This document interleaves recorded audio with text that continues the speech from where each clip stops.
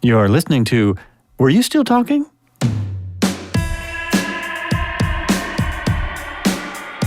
They pump out your blood and they pump in a new batch of blood, and all of it is the blood of children. All the big stars are going to be on TV now. I mean, it's just the way it's going. Your role, I think, will be played by Brad Pitt. What'd you wear? I wore my loincloth wrapped around my feet. Are you going by John today? And that's absolutely true. You feel it in every cell in your body. Yeah, you can bend the truth and bend the visualizations no matter what your political affiliation. You could have an alpaca. A girlfriend's daughter recently got married, and they had llamas or alpacas at the wedding. A recording room. They recorded a couple songs in the kitchen of Rumbo. So, wait, you microdosed before this, right? What?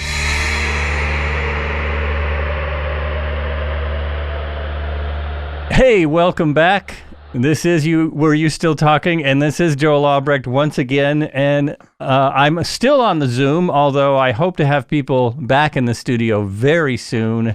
I actually could do it now. I just haven't found anyone yet in Eugene, but I will keep looking. And today in my studio, I have lost. Oh, I see what I did. I made ridiculous notes without his name. Evan Stern. That's it, right? Yes, I have Evan Stern, who is also a podcaster. He is right now somewhere in New York, Harlem, I believe it is, but he is from Austin, Texas, and has a pretty amazing podcast that he started that is a mixture of things. It's a mixture of history and being on the road and checking out honky tonks, which I'm going to ask him, what the heck is a honky tonk? Hey, thanks for coming on the show. Hey, Joel, thank you so much for having me. You bet. It's a pleasure to have you. I like the podcast. It seems very professional. Before I first of all, tell people a little bit about your podcast, about what that is. Absolutely. So I have a podcast called Vanishing Postcards that just premiered back in April. It's off to a really good start. Digital Trends has already named it one of the best podcasts of 2021, and it's been getting a lot of good press. Basically, the idea behind the show, Vanishing Postcards is the result of a 1,500-mile road trip I took across my home state of Texas. And the idea of the show is basically listeners get to follow me on a journey exploring the hidden dives, traditions, and frequently threatened histories you'll discover when you exit the interstate. That's the show in a nutshell. But we go to a lot of cool places, not just honky tonks. We go to dance halls, barbecue joints. Later in the season, we'll take a ghost tour. And it really is, it's produced in documentary style. So I work really hard to give listeners a truly immersive experience. So, one of the great compliments I've received is that they really feel like they're sitting on a bar stool next to me on all the places that we go to. Oh, that's awesome. That's a really good part about the show. And how do you do? Is it all you? Do you do all? Are you the head, everybody, or do you have a crew of people? It is all me. It is all me. I am a one-man band. I am the writer, producer, editor, name it. But I like to think that you could fool people into thinking that there is a crew of people behind me if you were to actually listen to it. Basically, I can tell you that I am totally self-taught. I think probably like a year and a half ago, I really didn't know much of anything about editing or anything, but I'm one of those people who just absolutely fell in love with the medium of audio storytelling.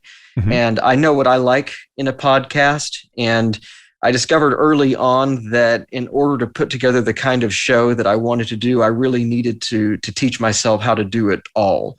It was just going to be easier to do it that way. Yeah, definitely. Easier or harder, depending on how you look at it. Because I already knew how to edit and do audio stuff. And some of the podcasts I like are doing what I'm doing, which are, the long form podcasts. But I also love edited stories, kind of documentary style podcasts. it just seems like so much work. It is. I mean, it's a ton of work. It absolutely, but it's the kind of narrative that I enjoy doing. I really do. And I think I interview people probably a bit differently than you might. I mean, when I sit down and I listen to a good interviewer like Terry Gross, for example, there tends to be terrific architecture to the conversations. I'm really more interested in kind of asking people questions that are just going to elicit stories. And it doesn't really matter what kind of order those stories, happen in. And what happens is I'll listen to the footage that I've captured and I'll figure out what the broader story is in post-production is kind of how I put things together there. Oh, that's great. I really like hearing that idea, because so you go back after you've done the interview and kind of piece it together in a way that might make more sense or that might be more entertaining for people. Absolutely. I might talk to someone for an hour. But it very well, there just might be a few nuggets in that conversation that, I actually feel are the important gems that you want to cover. And so it's really kind of about mining conversations for those gems that we get. And I like to focus and keep the narrative pretty centered. Yeah, I'm actually listening to a podcast that does that extremely well. I think he starts out with a story and then he does a lot of research to develop that idea. But how did you come up with the idea? Like, were you on a road trip or did you do a lot of road trips? And most states you can't go 1,500 miles and still be in the state. That's another amazing thing about Texas. But yeah, where'd you come up with the idea? Well, it was an evolution. It wasn't as if I was struck by inspiration in some kind of moment I can tell you about. But what it is, as I said just a few minutes ago, I am one of those people who absolutely fell in love with audio storytelling over the last 10 years. I started listening. I think the gateway drug for me was The Moth. You just listen to people get up and tell these personal stories without notes. And then you start listening to other programs like This American Life. You Must Remember This. That's a great historical program about classic Hollywood. There's another really good one called Cocaine and Rhinestones. It's all about the history of country music. I love the Kitchen Sisters, for example. And around the same time that this was, that I was going down this rabbit hole, listening to podcasts while I was cooking and, doing tasks around the house, I'm guilty as falling down the YouTube rabbit hole as just about anyone else. And around this time, YouTube kept suggesting travel videos for me to watch. And I'd watch them and I would rarely see the way that I liked to travel reflected in them. Very rarely did I find these videos were truly about the places these people were visiting. It was much more about kind of, look at me and how cute I am in this place. Well, that's true. And I initially, I've often joked that for years, I've wanted to use the words summer and winter as verbs. I love New York, but I detest the winters here. I have never made peace with them. And being immersed in the gig economy, I've over the past number of years, pre-COVID, I was able to build a life so that I would leave the city for a while in January, February to get a bit of a break from the cold. And I would often go to Mexico. I grew up traveling all over Mexico, and I initially had an idea where I thought it would be interesting to put together a podcast that would be a musical travelogue of Mexico. Basically, the idea would be I'd use music as a portal to exploring the cultural regional histories of Mexico. You do a piece on harp in Veracruz, or the corridos that you'll find in norteño music in Monterrey near the border. You study the Callejoneada tradition in Guanajuato. And I went so far as to attempt to take a stab at putting together a pilot episode in the city of Mérida in the Yucatan, which is famous for guitar trios called trovas. And it's one thing to be writing in a vacuum where you think, oh man, this is just going to be awesome. You're interviewing people, you're working with an editor, you're like, this is going to be sweet. And then you sit down and listen to what you have produced. and you realized, oh my goodness, I have missed the mark just terribly here. It was a perfect example of show, don't tell. For instance, I talked all about, speaking of music, I mentioned earlier, I'm in New York. So, you're going to hear like car radios are really big in my neighborhood. You're hearing some music right now. So I apologize for the interference. But it was, I talked all about the city of Merida, but you didn't really feel the city of Merida in listening to it. I also discovered that I am a Spanish speaker. I'm not fluent. I am proficient. And so it is challenging to establish that level of rapport with someone where they really cut loose and start telling the good stories. In addition to which, the human voice has such great, terrific shade, color, and nuance to it that if you have an actor come in to dub over them in English, you're going to lose a lot of that. And around this same time, I had signed up to take a 3-day course in audio at NYU, where basically I was given like an hour and a half to hit the streets, collect some footage, come back and piece together a story out of that. And what I did in that short day, that short window that I had to put something together, I realized had so much more verve and energy to it than what I had spent months working on. And I realized that before tackling a project as ambitious as that, I really needed to learn more about audio production and editing, all of that. And so in that moment, I said to myself, well, it might not be as exotic as Mexico, but if there's one thing I know, I'm from Texas. Texas people love to talk. They tell great stories, and it also is warmer in Texas in January than New York. So I decided to go to shift gears, go to Texas, and figured I'd start collecting some oral histories and see what I could piece together out of that. But it very quickly became evident to me that that was the project that I really needed to focus on. And Vanishing Postcards started to come together pretty quickly. Basically, I looked at what I was doing. I realized that each episode was a snapshot of a different place. What is that? That's a postcard. And the common thread I found was that all of these places were representative of broader cultural histories that, might be on their way out. You don't know how much longer a lot of these places are going to be left. And so that's how the title Vanishing Postcards came together. Wow, that's great. A couple of things about that story I was a little upset about. One, it sounded like an amazing series, the Mexico series. It's like, okay, maybe you should do that next. Maybe I very well. Maybe you're going to produce. You're still going to do that, right? It's certainly not off the. Certainly that is something that I can pursue in the future. Absolutely, that's good, because that sounds like an. Mm-hmm. I mean, it's a great idea. It's also great that you were able to self-reflect and say, that's not it. That's awesome. Because I know that's hard for most of us to do. That's very difficult. And also, when I saw the name Vanishing Postcards, I thought, oh, this is cool. He's going to do a story about postcards. I'm like, where they came from. You wouldn't be the first to say that. I thought so. But I also, the story about really vanishing places and the idea of traveling and going off the road. I've always liked that one. I used to travel a lot by car. I lived in LA and I would come up here to visit, and then I would travel around the Southwest, and it's always fun to see what is going on wherever the heck you are. Sometimes it's not great to see, sometimes it's a little creepy, but most of the time it's a good experience, and it's really exciting.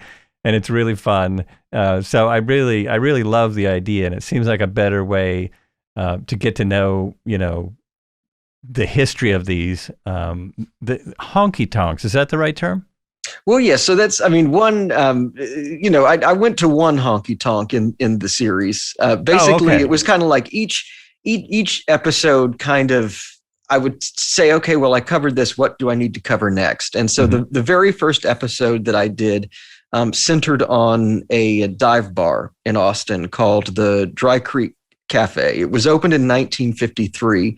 At the time that I went there, The bartender that was working was only the third bartender to work there since 1953. Wow. It was a bar where that used to cater to cedar choppers, which is kind of a forgotten subculture in Central Texas. I mean, it was kind of like this Appalachian subculture that migrated to Central Texas to chop down cedar trees for post.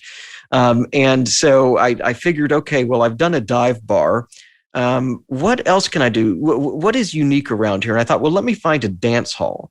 And so after that, I went to a dance hall that I'd never been to before called Sefshik Hall, which is in a teeny community called Seton, which is a community of maybe 40 people. But the place comes alive on Sundays when couples and families gather at this incredible, beautiful hall to dance. It's the oldest continuously operating family-run dance hall in the state. You go there, a lot of the old people who go there to dance, you'll still hear them conversing in Czech amongst themselves. So it was a remarkable place. And I thought, okay, well, I did a dance hall.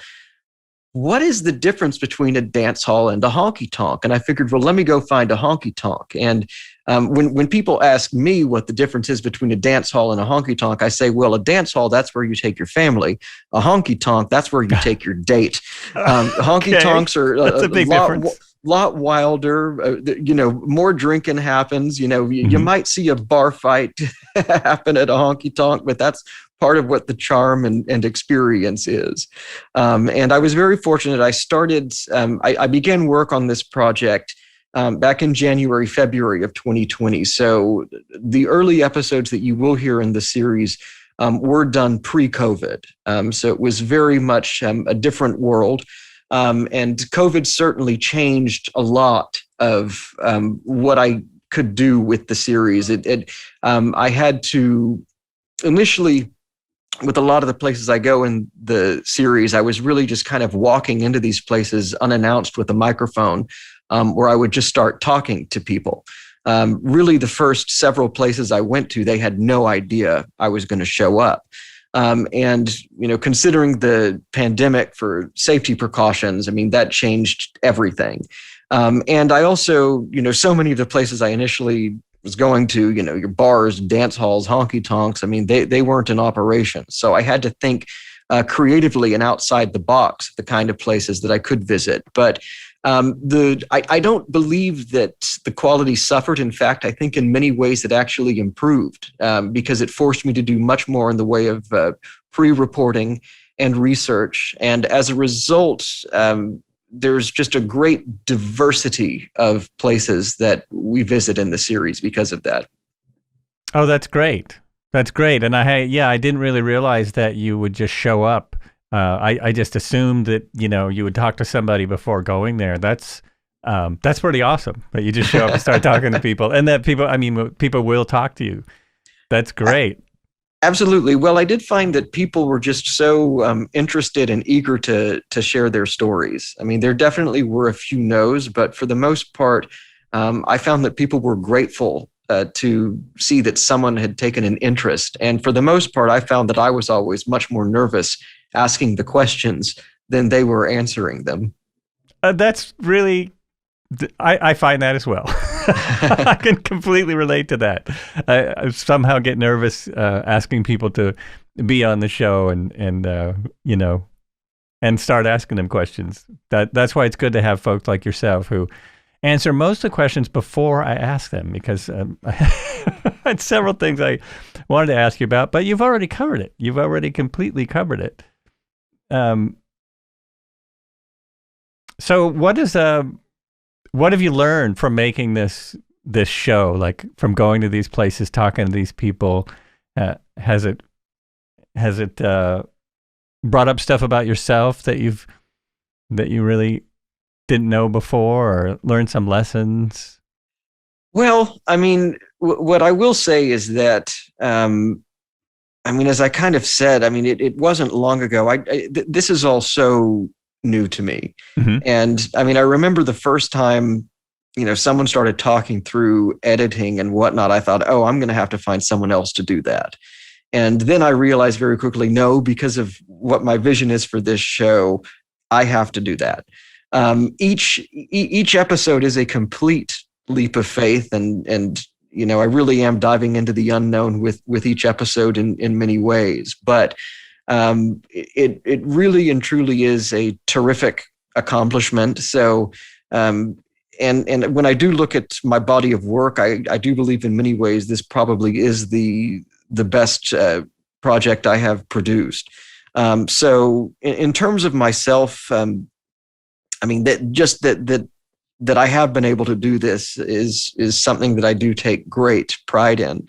But in terms of other people, like I said, I do find that people are just kind of eager to be heard, and that they are eager to not necessarily talk about themselves, but they love talking about what they do. And I do think, I don't think that anything about what we've been through over the past 5-6 years at this point should be normalized at all. I don't. But this, I do believe that culture is considering how polarized and divided our nation and society is right now in this moment, culture is one of those rare areas of agreement where people can have a shared experience. And I do believe that sharing stories and listening to one another does engender empathy. And, to go further with that, art and culture really is everywhere. I think when people think of art and culture, they think immediately of palaces of civilization like the Met in New York, or the Louvre in Paris, or the Prado in Madrid. But some of the best art and culture comes from places that are completely under the radar. Clarksdale, Mississippi gave us the blues. Detroit gave us Motown.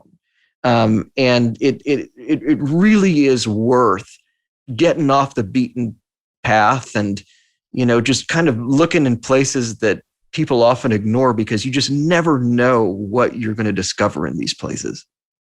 Yeah, that's really true. That's really true. Agree 100% with that. It's also great that you were able to keep going during this crazy last year that we've had. I think a lot of people would have just said, "Oh, that's it. I'm going to have to, wait a year or something." So, that is part of the story. I think that this show is absolutely a product of the pandemic. What happened for me is I was in Texas for a bit, January, February. I came back to New York, and I left the city again on March 8th for what was to have been a 10-day family vacation to Mexico. At the time I left, I think there were maybe like 20 reported cases in New York. And a few days later, it became evident that this was going to be a pretty big situation, and that it probably wasn't going to be a bad idea for me to make a detour to Texas on the way back for a little while. And basically that turned into over a year. Now, during that time, the series was initially, through serendipity, the series was initially picked up by a network, and they requested 16 episodes. And I set about fulfilling that order. I completed 15. So season 1 has 15 episodes all over the state. That deal ultimately, due to factors beyond any of our control, ended up falling apart. But I was still incredibly grateful, because it gave me something to do and a place to put my energy throughout the pandemic. Being at my age, I certainly never saw myself back home with my parents for such an extended period of time. Wow, yeah. But having a project of this nature gave me something to focus on. And I was indeed grateful that I was able to continue working on it throughout the very strange year we've just had. Yeah, that was really, really lucky. Yeah. But a lot of people have kind of found new creative outlets why they've been, forced into this bizarre world of ours at the moment, which is finally seems to be coming to an end. Soon we will be able to go a lot of places that we couldn't go for a year. Absolutely.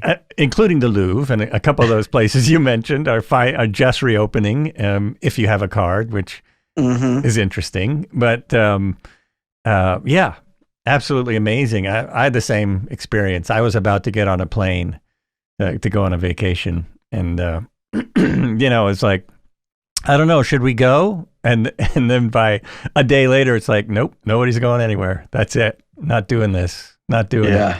So I know some people will be curious. What did you decide to use to edit? Did you get free editing programs? Did you go out and buy, the most expensive editing tools you could get? Did you just, what did you come up with to do this stuff? Or did you take classes on recording and editing? Like I said, I took a 3-day course in audio production at NYU, and that was it. I learned what equipment I needed to buy. And then there's a terrific program called Hindenburg Journalist that's not that expensive. I actually initially purchased just kind of like a year's subscription, just because I didn't know at that time if this was actually something I was going to keep going with. But it's like a couple $100, and if I could figure out, I'm certainly not a technological wizard by any stretch of the imagination. But believe me, if I could figure it out, it's very user-friendly. I highly recommend it. Oh, that's good. There's probably some people out there who would be interested in that. There's so many programs. Actually, even the program I'm using now for the secondary recording has a free version, which is kind of cool. Pro Tools has come back to a free version, which is really good for people doing podcasts if they want, but it's deep. It's extremely complicated. So that's always something that's kind of hard. That can always be tricky when you're looking at a brand new program that has basically way more stuff than most people need. So yeah, that's great. I was just sorry about that. I was looking at some technical stuff. No problem. Speaking of technology, how appropriate. Yeah, exactly. I was looking for where I might need to make an edit, but it'll probably be okay. I don't. Oh, geez. So, you've done 16 shows. I couldn't find 16 shows, but that might have. Well, they're Apple. releasing. It's still as I said, the series just premiered in April. And right now the plan is I'm releasing twice a month. So that's going to take season 1 through October is what the plan is. So there's a lot coming down the pike. We're going to be going to the border to learn all about conjunto music, which is a terrific, wonderful music art form that's indigenous to Texas. It's a quintessential American art form that's the blending of cultures. We're going to go visit some peach orchards in the Texas Hill Country. We're going to visit a bunch of country stores. We're going to visit some really weird museums. We're going to take a trip to Galveston. We're going to learn all about the terrific mob history that happened there back in the 20s through the 50s. We're going to go to Fort Worth and, all sorts of wonderful, wonderful places, many characters left to meet over the course of this season. Oh, that's great. And so all those places, you contacted people there and did some research before you showed up? Yes. Yeah. After the pandemic hit, I had to work harder to do that on that end. Right. That makes sense. Mm-hmm. So which weird museums? That's really intriguing. Can you give me any, what's... Sure, yeah. So that weird episode, museum? Yeah, so there's a museum. I went to 3. Mm-hmm. The first museum I went to is in this small town called Hico, Texas. It's on the northern edge of the Texas Hill Country. And they have a museum there called the Billy the Kid Museum, but it's not exactly what you would think, because they believe there was a man who lived and died in Hico, Texas, by the name of Brushy Bill Roberts, who claimed that he was Billy the Kid. Everyone thinks that Billy the Kid was shot by Sheriff Pat Garrett in New Mexico, but this guy claims that nope, he actually survived and lived to tell. And they absolutely believe that Brushy Bill Roberts lived and died in Hico, Texas. And so they have built this museum that is completely dedicated to this idea. I have my own ideas regarding this theory, but I'll just kind of leave it at that. So I went there, and then I also went to a very unique museum called the Museum of Natural and Artificial Ephemerata, which is one of the few in-home museums in the nation. These people run this museum out of their home in Austin. Ephemerata, I think it might be a word that they very well invented. It kind of goes in line with ephemera, but they claim that it's just kind of anything that has a fleetingness to it. And so you can go there. They claim to have Chairman Mao's acupuncture pins. They claim to have a leaf from the tree where the Buddha attained enlightenment. They have a narwhal tooth. They have, all kinds of stuff, objects like that. It is a true house of curiosities. And then after that, I went to the National Museum of Funeral History in Houston, which is all dedicated to all the trappings that you'll find in a funeral. They have the Mercedes that led Princess Grace to her cathedral crypt. They have they've recreated John Paul II's tomb, all sorts of objects like that you will find at the National Museum of Funeral History. Those sound amazing. They it sounds a little bit like a Sarah Vowell journey. Have you ever read Sarah Vowell books? I don't believe I have. Oh, she's an incredible author. She also played the daughter on The Incredibles, but she's not. Yeah, anyway. Well, I will say the inspiration. If I were to compare this show to anything that has existed before, the closest comparison I would make, or at least I don't know, I'd say the bar that I'm working towards is Charles Kuralt. Charles Kuralt, for years, he was the original host for those who might not be familiar with Mr. Kuralt. He was the original host of CBS Sunday Morning, and for decades he had a program through CBS called On the Road, where he would basically just travel the country, and he would just share these stories from traveling small towns all over the country. And I think that since there's been a great absence of that kind of reporting in today's media. I think that a reporter's job is in theory to investigate. But Charles Kuralt wasn't interested in that. He was really just kind of interested in meeting people and enjoying the ride. And that's kind of what this show is about. Yeah, Bill Geist also did a similar show. You familiar with him? I'm ashamed to say no, but it sounds like I'll be checking him out pretty soon. Yeah, he did a very similar show to that. More, he retired more recently at like 85 or something like that. Willie Geist, his son, now has Sunday Today. But yeah, he did that same thing forever. It's great that you know about those shows. You don't seem old enough. How do you know about On the Road? Well, my looks belie my age a little bit. Well, we can leave it at that. I'm just old enough to. You're just old enough. I'm just old enough to have experienced Charles Kuralt, and for that I'm grateful. And I wonder, can you still get those on the YouTube? There are a few. Great. It's the selection of what's available on YouTube is frustratingly limited. And I have considered, here in New York, they do have the Museum of Television and Radio, and I have considered taking a day to go there just to watch some old segments.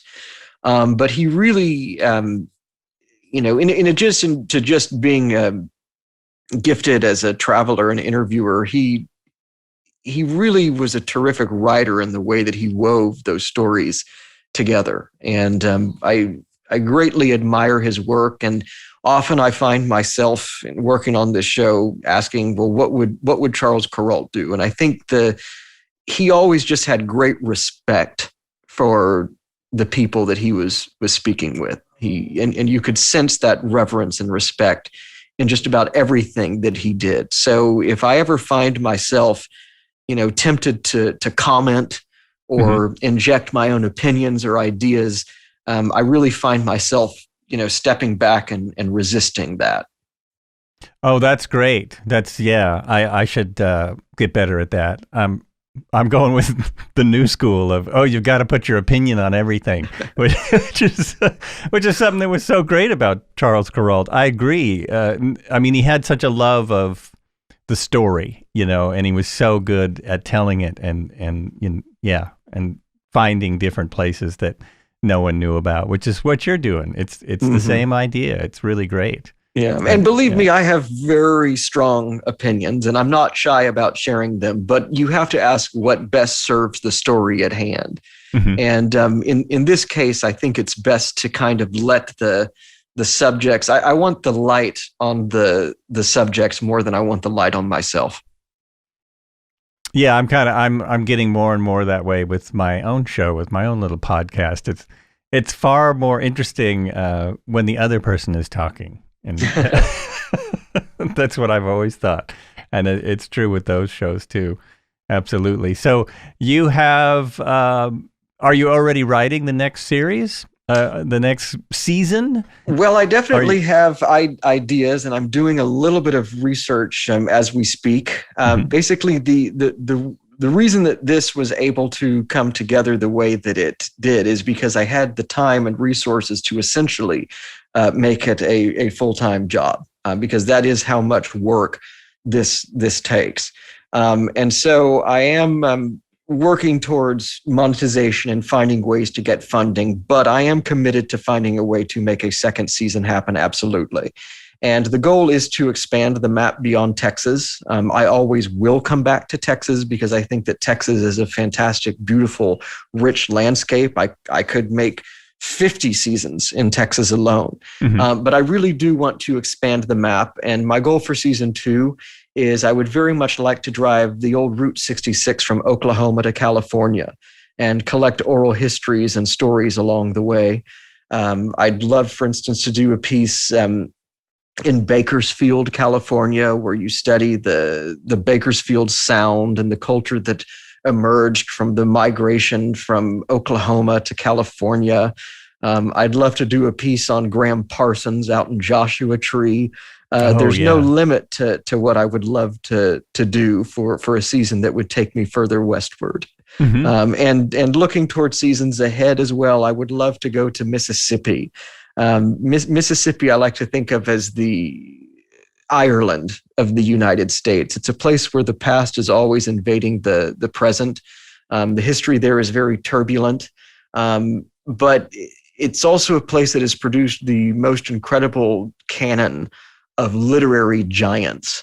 The greatest American writers seem to have sprung out of Mississippi, and I would love to explore that. Yeah, that's really interesting. That all of those sound like incredible journeys that I'm sure anyone would want to go on. Now, if you do the Route 66 idea, you do have to do it in a 63 Corvette. That would be pretty fabulous. It really would. A convert. I got to find a way. Maybe I can find Corvette to sponsor me. Maybe that's a good idea to go for. Yeah. They would. The new ones just aren't as charming, and you'll miss the whole route because they're so fast. Yeah, absolutely. Get somebody. And now that you mentioned that, though, I'm curious. Do you have ideas about funding? Because I'm always wondering in the back of my mind about funding my own podcast. Do you have funding like? Oh, I should get some sponsors, or maybe I'll go, the subscription route, or maybe I'll do it this way. Have you thought about that much at all? Right now, I am pursuing sponsorships, and I have actually had conversations with a number of interested parties. So we shall see how it all evolves. Basically, I discovered I came close, but it was very challenging pre-launch to get that set up without having any demographics or analytics to present. So for what I can say, though, is that growth has been steady, and I've also been getting good press. And so I am very hopeful that there is a path forward with that for season to. Eventually, there probably will be an option for some paid subscription content that would be as a companion, where people would get the chance to hear bonuses and certain companion pieces ad-free. Right now, what is most important to me, though, is building a community behind the show and building an audience. Before you can ask people for money, you have to prove that you are worth paying and listening to. So that's really where my main focus and energy and attention is at this moment. That's good. That's from all the podcast experts, and I've had a few people who've actually done podcasting for a long time. And that's always what they say. Don't worry about that until until your show is, just worry about making a good show. Exactly. Just worry about making a good show and putting out episodes, and the rest will come. And you have gotten some great press. Oh, well, thank you very much. But it's true too. You will often hear, people saying that you need to monetize through Patreon or something like that from day one. But I think that if you are starting out, I don't think that is the wisest place to put your attention. And then, once people if you are fortunate enough to get enough interest where you do have people hungry for paid content, what content will you have left and available once you hit that point? So, each person is on their own journey, but this is the journey that I find makes the most sense for me right now. I have a lot of those same questions when I look at things like Patreon. And another thing that I've looked at, and not that I might do Patreon one day, I might not. It depends. There are a lot of advantages to different things. But it becomes, I've heard from some other people, it becomes as much a job as whatever you're doing, whether you're trying to raise money for a podcast or a movie or whatever it is. The whole Patreon thing becomes a whole nother piece that you have to keep up with. So that doesn't necessarily absolutely make the most sense to me. Yeah. And anyone who is interested in doing podcasting, you have to do it because you sincerely love it. You can't do it. Obviously there are plenty of entrepreneurs and people who use it to as a companion to their business, to assist with their business. There are many reasons that people launch podcasts. And if you want to do that to complement whatever project you're working on, that is perfectly fine and wonderful. But you have to sincerely love the process and everything that goes into it, because it is a great deal of work. I agree 100%. I actually have difficulty finding people because I'm looking for people like yourself.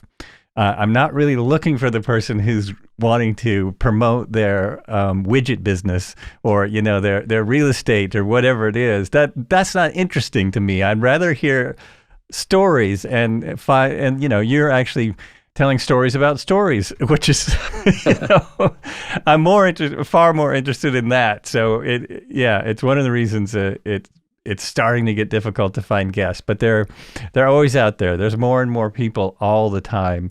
And I can't agree more. You really have to love it, because the people, I see there's two people who are very successful at it. One kind of person has a ton of money to put into it. One of the podcasts I listen to now, now I forgot the name of it.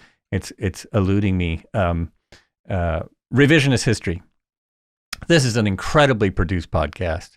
It has a team of people. He has I'm guessing 20 to 100 people working on the show, and they put the same kind of money that a network TV, not a TV show, but that radio networks put into their advertising. So of course it's going to be popular, besides the fact that it's absolutely amazing.